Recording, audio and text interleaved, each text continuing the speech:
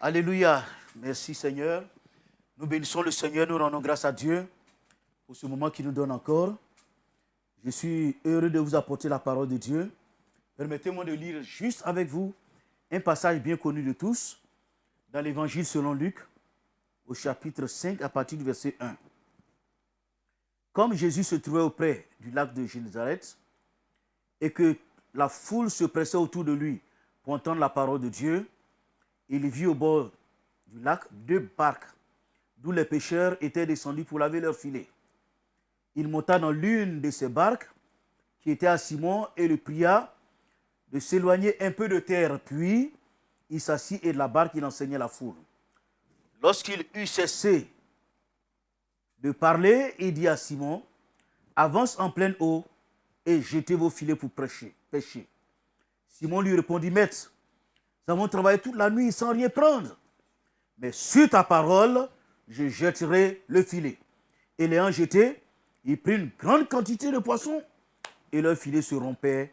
Amen. Voilà. C'est ce que je voudrais développer un peu avec vous, brièvement dans quelques minutes. Sur ta parole, je jetterai le filet. Jésus avait emprunté la barque de quelques disciples et la Bible dit que Jésus a prêché la parole. Il a prêché la bonne nouvelle du royaume. Jésus a enseigné la parole. Il a enseigné les principes du royaume. Il a enseigné la parole du royaume. Et quand il a fini d'enseigner, en tant que bienfaiteur, en tant que créateur, en tant qu'un homme de bien, Pierre lui a prêché sa barque, c'est tout à fait normal qu'il puisse le récompenser, chers amis. Vous savez que Dieu récompense toujours ceux qui sont bons envers lui, qui le cherchent, ceux qui font sa volonté. Donc, Jésus va récompenser Pierre et lui dira, avance en pleine eau et jetez vos filets. Mais l'histoire nous dit qu'auparavant, toute la nuit, Pierre, qui était pêcheur professionnel, et ses amis avaient passé toute la nuit à pêcher. Mais malheureusement pour eux, ils n'ont pris aucun poisson.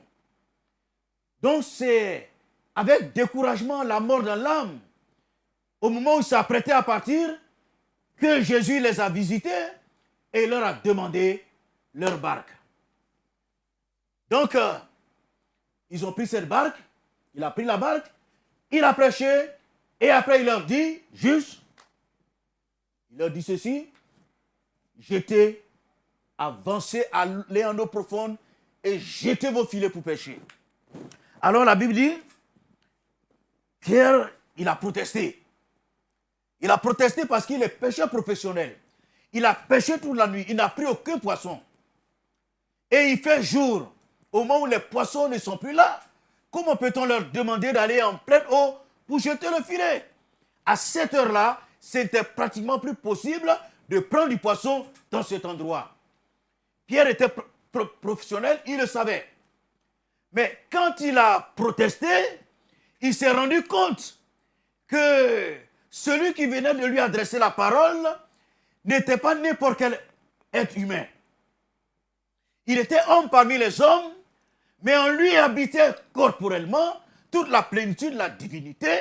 Donc Jésus était un être spécial, Jésus était un être extraordinaire, Jésus était un homme, disons, à part. Donc quand Jésus parle, on ne discute pas. Quand Jésus dit quelque chose, on obéit. Quand Jésus parle, on observe. Alors, Pierre, ayant compris, s'est ravisé. Et il a dit, Seigneur, nous avons péché toute la nuit sans rien prendre. En effet, en réalité, s'il s'agissait de quelqu'un d'autre, je n'aurais pas accédé à sa demande. Mais comme c'est toi, Jésus, sur ta parole, je vais jeter le filet. Alléluia. Sur ta parole, je vais jeter le filet. Je vais obéir à ce que tu as dit. Parce que toi, tu n'es pas comme les autres. Toi, tu es différent des scribes et des pharisiens. Quand tu dis quelque chose, elle s'accomplit, elle se réalise. Alors, eu égard à ce que tu viens de dire, moi, Pierre, je vais jeter le filet. Alors, selon les Écritures, ils sont allés un peu en avant, un peu plus loin. Et quand ils sont allés un peu plus loin, ils ont jeté le filet. Et la Bible dit, quand ils ont jeté le filet, ils prirent une grande quantité de poissons et leur filet se rompait. Une grande quantité de poissons. Alléluia. Chers amis, j'ai envie de vous dire beaucoup de choses, mais je serai bref. Voici ce que j'ai envie de vous dire. Avance en pleine eau. Quand Jésus dit avance en pleine eau, c'est juste une leçon qu'il veut apporter à ses disciples. Jésus est en train de dire juste qu'il n'aime pas la facilité. Il n'aime pas ce qui est superficiel. C'est pour cela que Jésus leur a dit, avancez en eau profonde. Allez un peu plus loin. Non, Jésus ne veut pas qu'on reste au bord. Il veut qu'on aille un peu plus loin. Qu'on avance, qu'on fasse des efforts. C'est ce que Jésus voulait faire comprendre à ses disciples. C'est l'enseignement qu'il voulait leur donner. Allez un peu plus loin. Et quand ils ont obéi, ils ont fait une pêche miraculeuse. Les leçons qu'on peut en tirer. Je vous dis une chose. La parole de Jésus est puissante. Jésus est capable de tout. Quand Jésus dit avancer, écoutez-moi, Jésus aurait pu bien dire aux disciples, restez là où vous êtes, sur place, jetez le filet. Et les disciples auraient fait une pêche, la même pêche, une pêche miraculeuse. Quand nous lisons dans Jean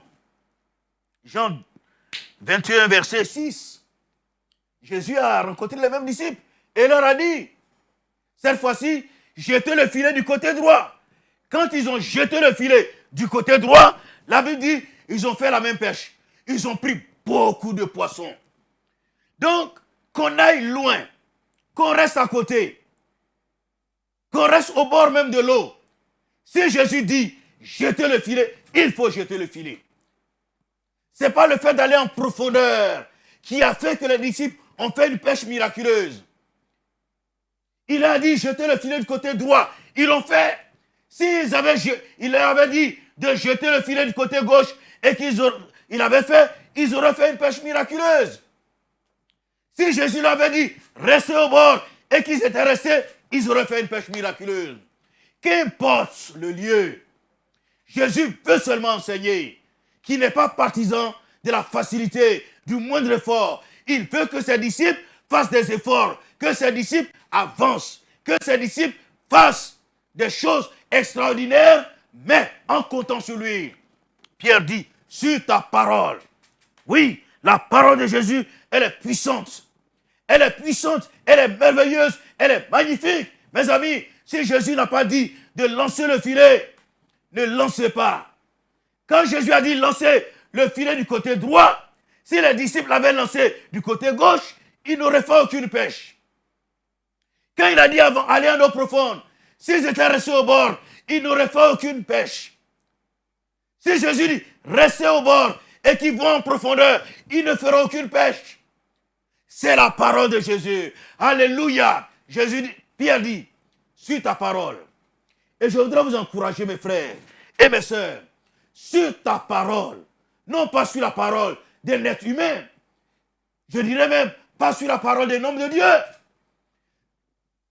Sauf si la parole vient de Jésus. Si sa parole vient de la parole de Dieu. Si sa parole vient des Écritures. Si la parole vient des Écritures, qu'elle est inspirée, poussée par le Saint-Esprit, alors jetez le filet, mes amis. Jetez le filet. Ne craignez pas. Ne discutez pas les ordres de Jésus.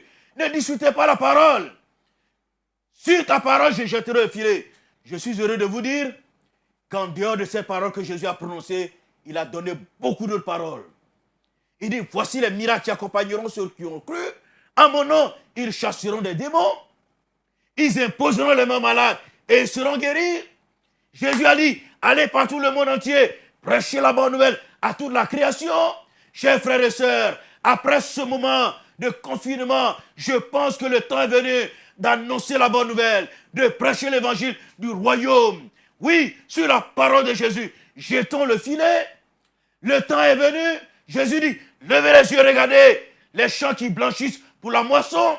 C'est la parole de Jésus. Si nous faisons confiance à Jésus, le temps est venu de lever les mains. Le temps est venu de proclamer la parole. Le temps est venu d'agir. Le temps est venu de faire la volonté de Dieu.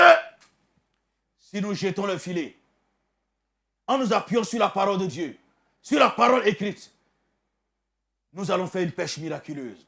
La Bible dit, quiconque invoquera le nom du Seigneur sera sauvé. Quiconque invoquera le nom du Seigneur sera béni. Oui, sur la parole de Dieu, quel que soit ton problème, ta santé, ta maladie, tes douleurs, tes blocages, tes difficultés, sur la parole qui est en train d'être prêchée, qui sort des saintes écritures, sur la parole que je suis en train d'adresser en ce moment même, jette le filet. Si tu avais quelque chose à faire, fais-le maintenant. Si tu avais un projet, réalise-le maintenant. Oui, sur la parole qui est en train d'être adressée à ta personne. La parole qui vient du Saint-Esprit. La parole qui vient de Jésus. Appuie sur toi la parole. Jette le filet. Et je suis persuadé que tu as fait une grande pêche. Une pêche miraculeuse. Le temps de faire de grandes pêches est arrivé. Le temps de la grande moisson est arrivé. Oui, les poissons sont là. Jésus a parlé. Jésus a donné l'ordre. Avancez, car le miracle est là. Le miracle est possible. Maintenant même, avance et tu verras la gloire de Dieu. Que Dieu te bénisse. Que Dieu bénisse ton obéissance. Que Dieu bénisse ton respect de la parole de Dieu. Que Dieu bénisse ton respect de la personne de Jésus et de la parole que Jésus a prononcée. Car la parole qui sort de la bouche de Dieu, elle est puissante par la vertu du Saint-Esprit pour renverser les forteresses. Alors va, lance le filet et tu verras, la pêche est miraculeuse. Que Dieu te bénisse au nom de Jésus. Amen. Seigneur, merci au nom de Jésus. Merci pour ta grâce. Merci pour ta bonté. Merci pour ta fidélité. Pour tes enfants qui ont entendu et qui vont obéir. Qui vont obéir. Que ta main soit sur eux. Ta bonne main, ta bénédiction, ta grâce, ta puissance, ton onction et ton autorité. Bénis-les, Seigneur, et accorde-leur ta grâce. Au nom puissant du Christ Jésus. Amen.